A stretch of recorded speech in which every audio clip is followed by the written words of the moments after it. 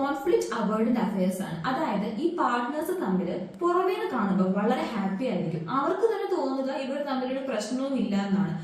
വളരെയധികം സന്തുഷ്ടമായിട്ട് തന്നെയായിരിക്കും അവർ പൊക്കോണ്ടിരിക്കുക. പക്ഷേ ഒരു പാർട്ട്ണർ പെട്ടെന്ന് ചീറ്റ് ചെയ്യും. മറ്റേയാൾക്ക് വളരെ ബുദ്ധിമുട്ട് തോന്നുകയും, കാര്യം അവർ നോക്കുമ്പോൾ ഇവർക്കിടയിൽ പ്രശ്നങ്ങളില്ല എന്നുള്ളതായിരിക്കും അവരുടെ വിചാരം.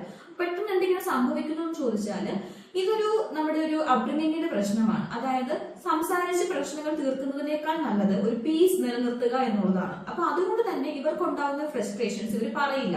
അതിന് കാരണം പ്രധാനമായിട്ടും ക്രിറ്റിസിസംസ് എടുക്കാനുള്ള ബുദ്ധിമുട്ടായിരിക്കാം, അല്ലെങ്കിൽ ക്രിറ്റിസിസംസ് പറയാനുള്ള ബുദ്ധിമുട്ടായിരിക്കാം, അല്ലെങ്കിൽ ഇവർ ഉപേക്ഷിച്ചിട്ട് പോകുമോ, ഇവർക്ക് തന്നോടുള്ള സ്നേഹം കുറയുമോ എന്നുള്ള പേടിയായിരിക്കാം. അപ്പൊ ഈ ഫ്രസ്ട്രേഷൻസ് ഇവർക്ക് ഇങ്ങനെ ഉള്ളിൽ കിടക്കുകയും വളരെ ഷോർട്ട് ആയിട്ടുള്ള അധികം ഇമോഷണൽ കണക്ഷൻസ് ഇല്ലാത്ത റിലേഷൻഷിപ്പുകളിലേക്ക് ഇവർ പോവുകയും ചെയ്യും. അവർക്ക് ഈ പാർട്ട്ണറെ ചീറ്റ് ചെയ്യണമെന്നില്ല, ഇവരെക്കാൾ ഇമ്പോർട്ടൻസ് മറ്റൊരാൾക്ക് കൊടുക്കണമെന്നില്ല. പക്ഷേ ഇവർ ആ ഒരു മൊമെന്റിൽ ഇവരത് ചെയ്തു പോകും. അവർക്ക് കിട്ടുന്ന അറ്റൻഷന് വേണ്ടിയിട്ടായിരിക്കും മിക്കപ്പോഴും ഇവരത് ചെയ്യുന്നത്.